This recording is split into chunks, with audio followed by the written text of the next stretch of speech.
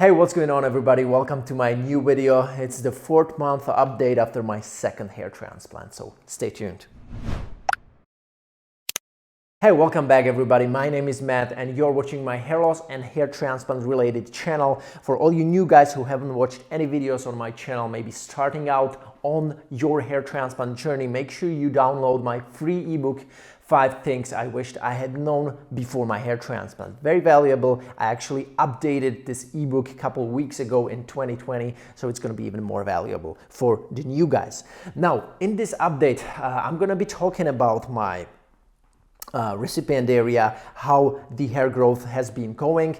There is some new hair growth on one side and central region and less growth on the left side. I'm going to show you some photos. We're going to talk about over harvested donor area because believe me or not, in 2020 there is going to be more guys than ever who will end up with over harvested donor areas. There is more and more practitioners who are not doing proper FUE extractions in 2020 than ever before, so it's just piling up. There are many guys with this problem, so I'm going to share, of course, also my donor area situation, how it's healing after my hair transplant. To finish up this video, I'm gonna let you know what I plan to do in the future in terms of hair transplant, hair restoration, to make this, what I have right now, the best looking. Now let's talk about the recipient area. I got 1000 grafts, or precisely 982 grafts implanted in this area, as you can see here. Now, I can see the best growth in the central region. You can see already between the longer hair, some darker hairs kind of sprouting, okay? And I especially choose like particular lighting conditions so you can see it better. Some of you guys were claiming in the last update that the light is too dark and that's why it looks good. But yeah, I have to use darker light so you can see better in between the hair sprouting, because my natural native hair is too bright. And if I use a lot of light, a lot of flash, it's just gonna flash my whole scalp and you will not be able to see any growth. That's why I use these darker lighting conditions on purpose. We can see better hair growth on the right side. I don't know why we clearly see this area just being covered with new hair, which I'm very happy about. And we can see the left side, which is not as full now. I'm still very patient. I'm still, excited to see new growth, and I think it's gonna fill out eventually. Let's see if it's gonna be good enough for me at the end. That's the question. I'm not using any hair fibers right now, any products in my hair. I actually washed my hair right now a couple minutes ago. These are Go fibers that I'm using normally when I go out. I go on a date, I go out, society stuff, social networking, etc. I put some fibers on the crown and mid scalp. I never use fibers here because I think it's dense enough, and the only areas which I think need to be thickened up is the mid scalp and crown. So I do that. I do the slick back look, and I put some fibers here, okay?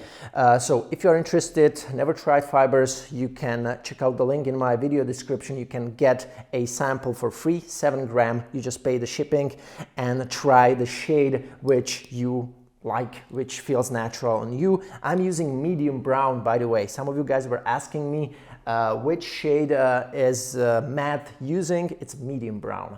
As I already said, that 2020 is going to be the year where we are going to be seeing the most cases ever that experience some type of overharvesting of the donor area. Now, you can see my donor area. As I said, this donor area has been overharvested during my first hair transplant. I got 3,500 grafts.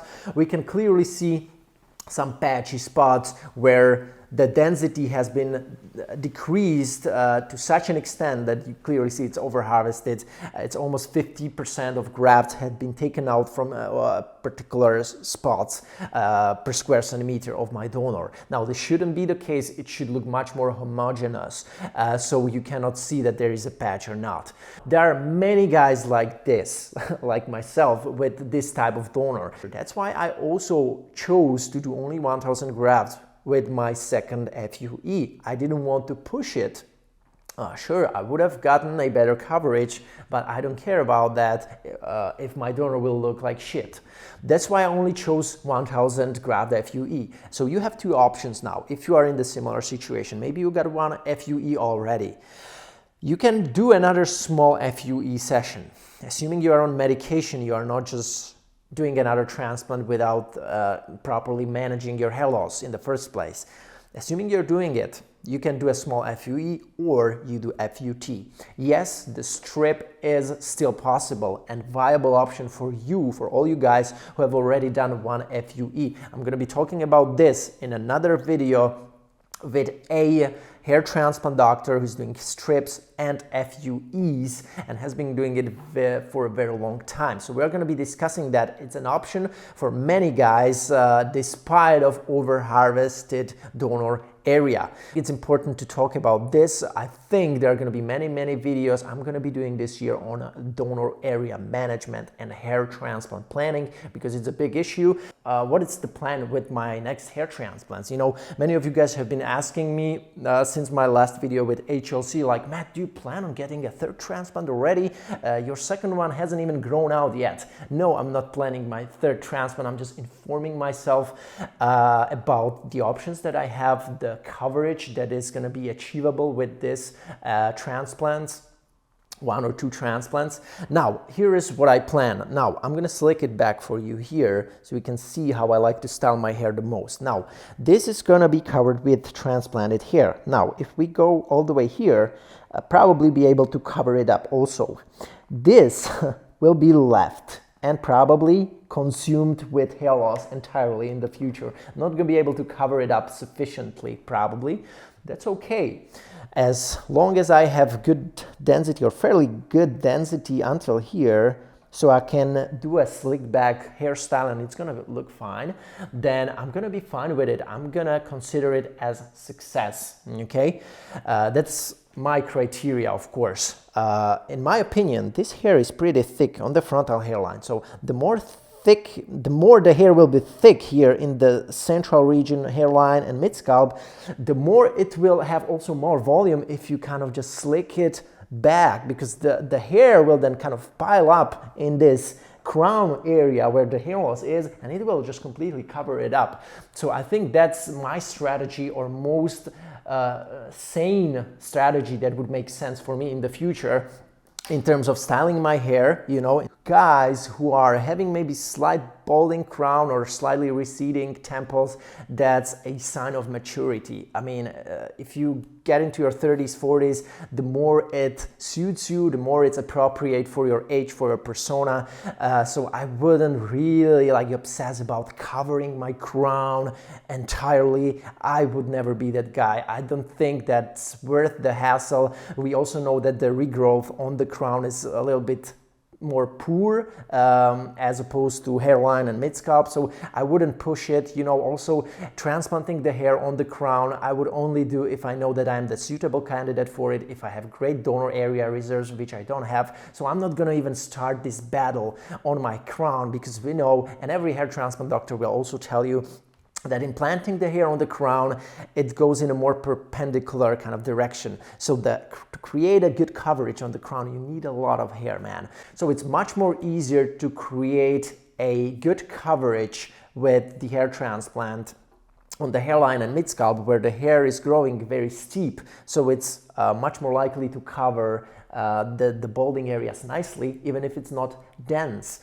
as opposed to the crown where the hair is kind of growing out in a more perpendicular direction. So the doctor needs to plant much more hair follicles on per square centimeters to create a satisfactory coverage. So I know that with my donor area reserves, I wouldn't be able to do this. So I just accept it. I'm just gonna focus on strategy, putting as much of the grafts here and then slick it back. I'm not gonna do like uniform spreading of grafts, like it doesn't make sense because I know I wouldn't be satisfied with that. This is just my individual strategy because of my limited donor area, because of my hair characteristics. For other guys, of course, it can be different. Guys who have better donor area, maybe you started with a strip, you still have plenty of reserves for your next transplants, you can afford, you know, doing a high density packing on the crown. Let me know what you think, guys. That was it from me, Matt Dominance from the Hair Transplant channel. If you are new to this channel, make sure you